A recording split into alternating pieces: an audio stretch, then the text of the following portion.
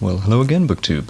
I wanted to make this video for you today and show you some of the books that I'm thinking about reading for the month of July. This is sort of my July TBR list, TBR meaning to be read, and I know we still have a few days left in the month of June, but I thought I would go ahead and make this video because I don't know when I'll be able to make a video like this closer to the end of June before it turns to July, and so I wanted to go ahead and just make this video. And the first book that I'm thinking about reading is, I'm going to try to finish this book in the month of July. I have been slowly chipping away at this particular novel over the past, really ever since 2026 started, and I'm going to have to come to grips with it. I'm like a quarter of the way through it. Again, I've been slowly going through it. This is Larry McMurtry's novel Moving On, and I'm about like 380 pages in. That's as far as I've been able to get with this novel since 2026 started, and I'm going to have to make a decision or come to grips with it as far as whether or not I even like it or if I want to continue reading it, because I've been trying really, really hard to like this, and I like it. Larry McMurtry is one of my favorite. He's probably one of my favorite writers. I've only read like 2 of his books, but of those 2 books, he wrote 2 of some of the best books that I've read. I read Lonesome Dove, which is hardcovers right there. Which is, one of my favorite books, and he also wrote Terms of Endearment. I absolutely love Terms of Endearment, and this is his other big, great epic novel about, mainly about a woman in the late 60s, early 70s, traveling around Texas with her husband and sort of the interesting people that she meets along the way. This is sort of like a spiritual prequel to Terms of Endearment. And for whatever reason, I just cannot get through this. I think if I ever end up completing, if I do finish it for the month of July, I think I'm going to come to the conclusion that this book was way too long. The characters are really interesting, but I don't think, like, this thing's about 1,000 pages, a little over 1,000 pages, and at least in this trade paperback. I think it could be about 500 pages shorter. I don't think the story needs to be this long. That's just the impression I've been getting the whole time I've been reading this. It moves at a glacial pace. It isn't like Lonesome Dove. I mean, Lonesome Dove is a 800, 900 page novel, but I just think the story's more interesting. As much as I like Patsy Carpenter, who is the main character in this, as much as I like her, and if you read this book, you will love her, regardless of if you finish it or not, you will love that character. But I don't think she needs to have a 900-page, 1,000-page book about herself. So I'm going to have to come to grips with this at some point. I'm going to have to either buckle down and just blast through this and try to finish it, or just, I guess, DNF it. But it's not bad enough for me to just set it down and not finish it again.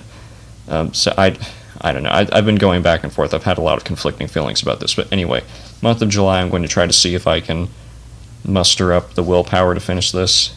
And then the next one I'm going to try to get through is July starts the July BookTube event known as Jane Austen July, and that is all dedicated to celebrating the novels of Jane Austen, learning more about Jane Austen, reading biographies of Jane Austen, and I'm going to see if I can blast through this behemoth of a thing. This is a Penguin Classic Deluxe Edition, and it's the complete novels of Jane Austen, and this has, I think, everything that she wrote other than that one novel, the one novel that she sort of started writing and then died before she could really get a whole lot into. I think that one was called Sandition, but this has Sense and Sensibility, Pride and Prejudice, Mansfield Park, Northanger Abbey, Persuasion,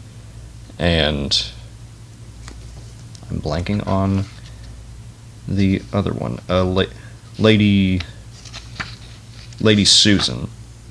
Yeah, so Sense and Sensibility, Pride and Prejudice, Mansfield Park, Emma, Northanger Abbey, Persuasion, and Lady Susan. And Lady Susan was another sort of fragmented novel that she didn't get the time to finish before she died. And I've read Pride and Prejudice. I love Pride and Prejudice. Read that one last year, and just loved it. And I thought, well, the Jane Austen July, the When in Rome, might as well read that. And I've been listening to the Pride and Prejudice audiobook lately, and that's been a really interesting experience as far as just consuming that book again. I think I'm picking up on a lot of the humor that is in Pride and Prejudice that I probably did not catch when I was reading it for the first time.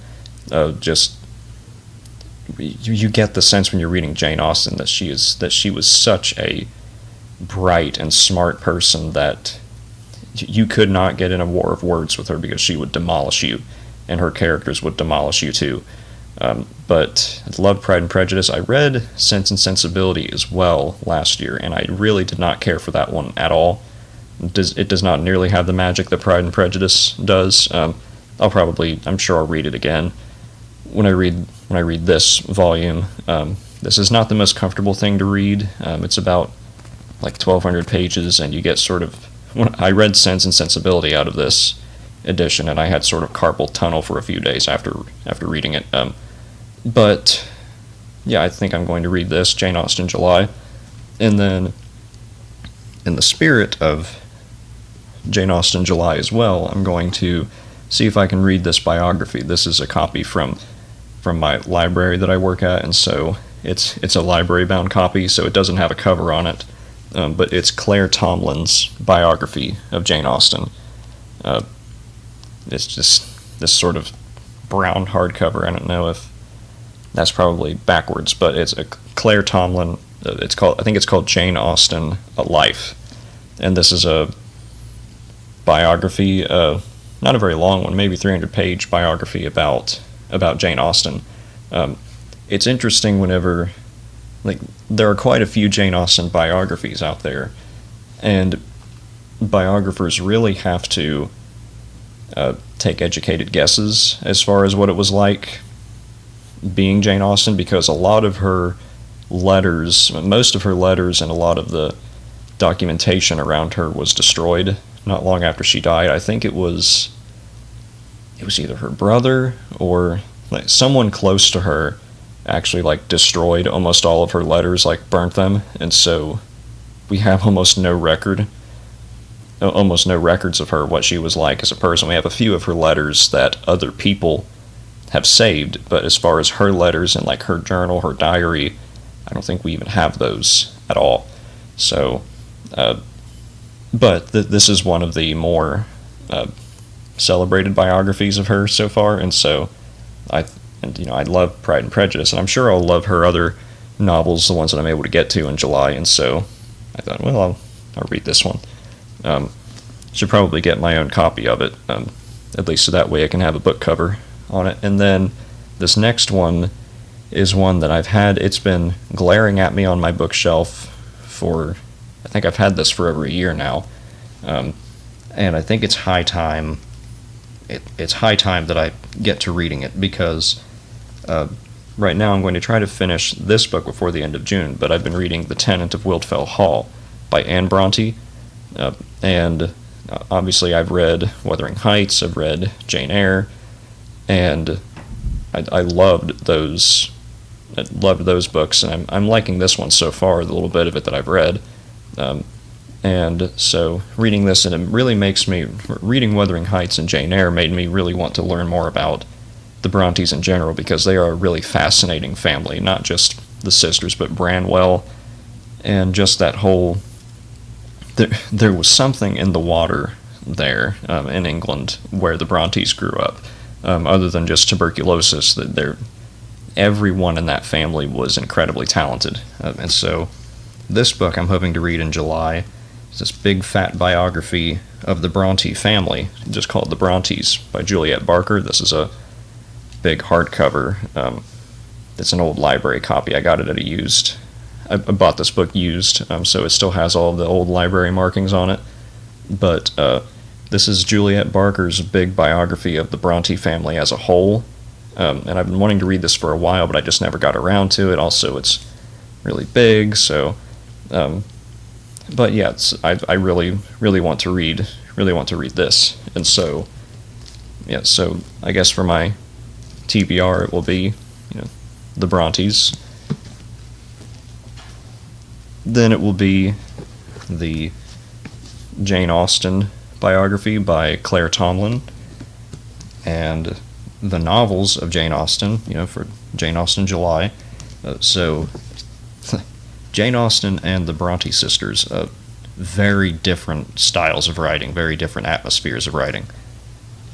And then coming to grips with Larry McMurtry's Moving On. And so that is, I don't know if I can do that. That's a lot of pages here that I'm going to have to go through. I'm trying really hard to actually